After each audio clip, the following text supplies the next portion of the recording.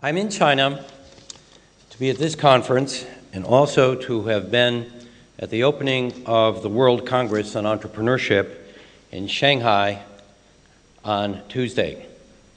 The Kauffman Foundation, with the government of China hosting, brought over 100 countries together to plan for next November's Global Entrepreneurship Week, where young people from around the world have their eyes open to a new potential career, that is as a business owner, an innovator, an entrepreneur. This is the work of the Kauffman Foundation in the United States and around the world to promote entrepreneurship and to make the path for entrepreneurs easier. Our foundation was the creation of Ewing Kauffman, who was born a very poor man and died a billionaire. And as he came to the end of his life in 1993, his gift to the American nation was his treasure, and his direction was to make the path of entrepreneurship, as he had been able to walk it, more approachable for as many Americans as possible.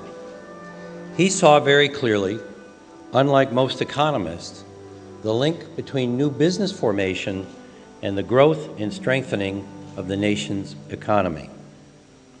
It's been my pleasure for almost 9 years to be the chief executive of the Kauffman Foundation.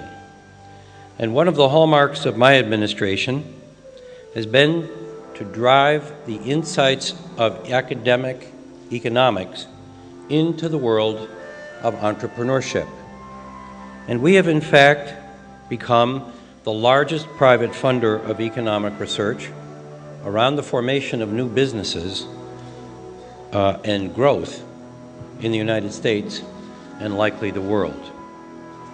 One of the things we've been able to establish so clearly for the first time is the importance of new firm formation to economic growth.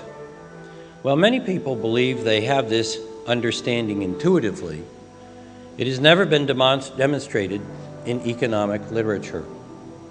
And by its demonstration, we have in fact brought the spotlight on the importance in any nation of its capacity to innovate and to bring ideas into existence in commercial settings, namely as firms.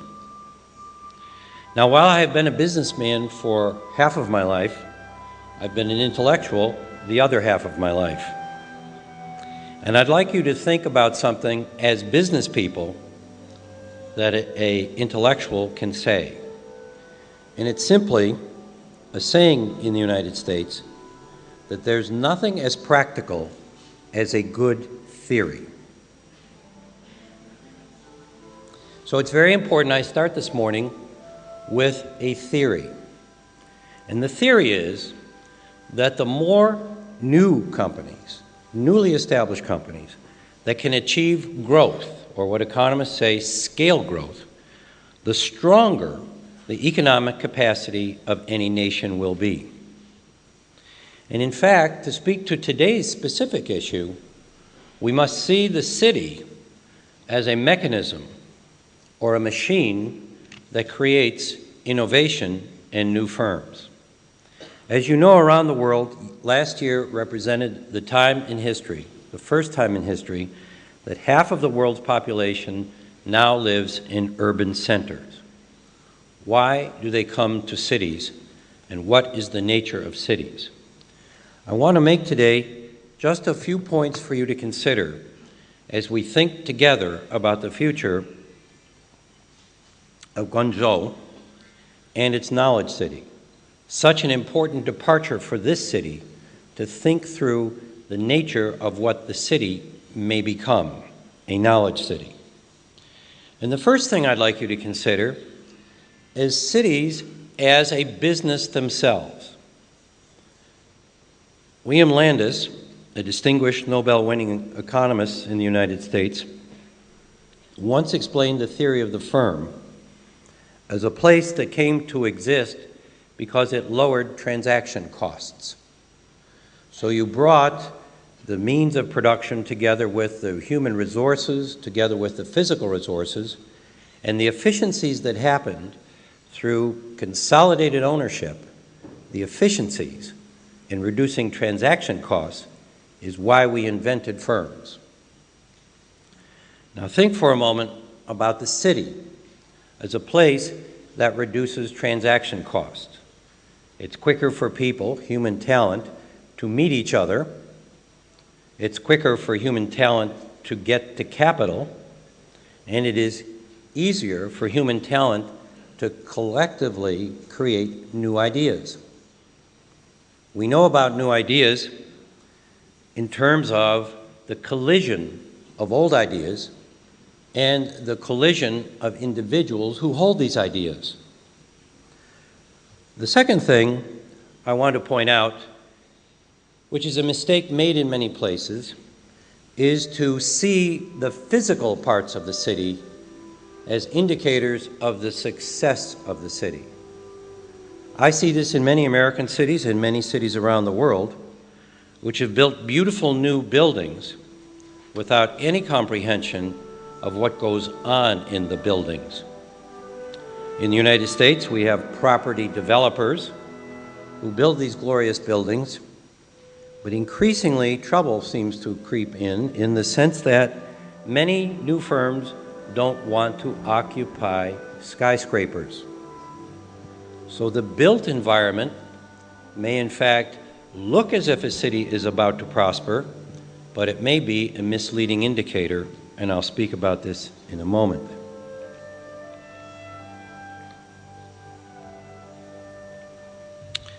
The third thing I would say is, because so many people are moving to cities, and because we see the cities as central to economic activity, there are in fact many theories flowing about what the new city will be.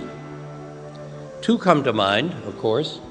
One is Professor Porter's theory that cities are clusters, and they are clusters that should be replicated on the model of the Silicon Valley.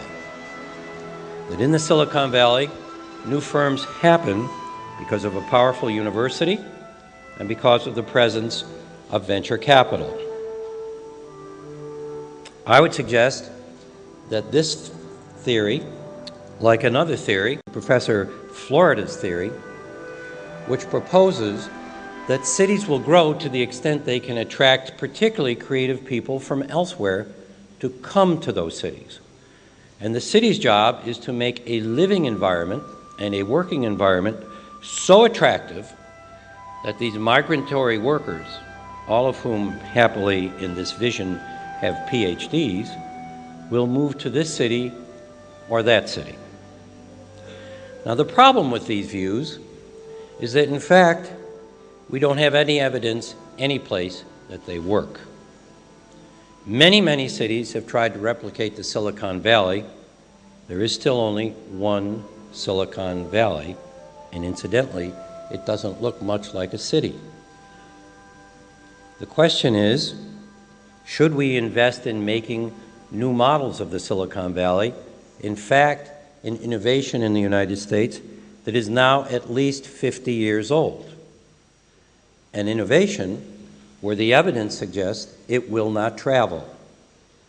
And incidentally, a brilliant book by Annalise Saxenian, a professor at Stanford, says we don't understand anything about the Silicon Valley correctly in terms of the models that people will appropriate.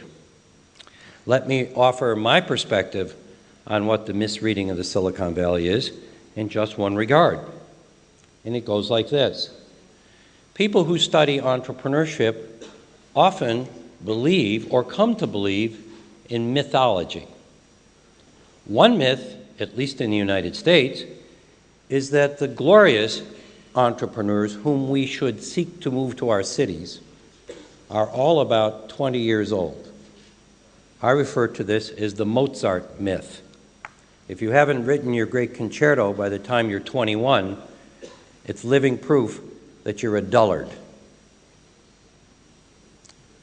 The fact is, our fastest growing companies in the United States, the 500 fastest growing firms in America, were founded by people who, when they were 40 years old. Now, to march around the Silicon Valley, you don't find many founders who are 40 years old. There's a great prejudice to a mythology that people are 20. And in fact, there's evidence that perhaps the Silicon Valley rates of innovation are falling. They too are subject to myth. The second myth, of course, is what's taught in our business schools, and that is no one can have a brand new innovative company without having a business plan. We teach entrepreneurship as if it's a mechanical, linear process, much as if we were teaching students how to do the refraction of oil into gasoline. Nothing could be more orthogonally wrong in thinking about how to teach entrepreneurship. Again, referring to our 500 fastest growing companies, fewer than 40% of these companies ever had a written business plan. And lastly, a myth that should be disturbed, particularly when people come to the United States and try to replicate our rates of growth, is that somehow venture capital is the all-important yeast or ingredient. And again, among our 500 fastest growing firms, fewer than 14% have ever had a relationship with a venture capital firm. Now, the reason I stop here for a moment to discuss our myths is because it is very important that as we construct a model of a new city, a knowledge city, a city that is specifically brought into existence to engender innovation and new firms, a city the thrust of which is only to increase economic growth, we should fully understand what won't get us there as we struggle to figure out what will get us there. Now, I would suggest one of the things we must think about is, in fact, the very nature of the city itself. It is a very transitory phenomenon. And in this regard, we have to think very much about the legacy systems of old cities that are being rebuilt in new cities.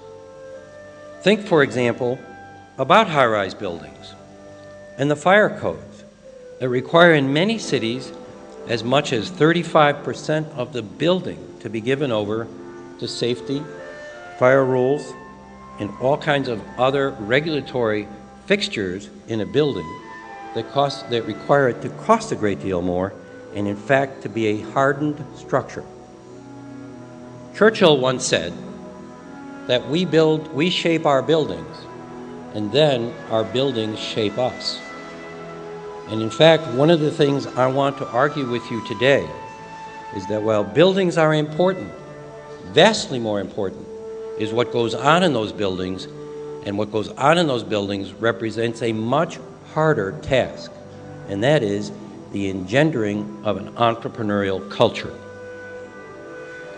Let me explain this one last time by examining one issue about the city and the nature of the city as a firm.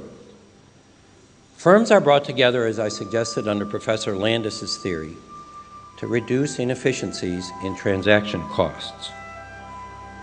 Now, with the advent and coming of the internet, many of the reasons we built cities, propinquity, or the closeness of individuals, the pulling together of human capital, is largely not necessary for the city to perform. In fact, if I had a new business now, and I determined from the United States, in Kansas City of all places, that the best engineer for what I needed to do was in China, which I could find out much more quickly in the past. I wouldn't have to find a headhunting firm to go find this person looking for a needle in a haystack.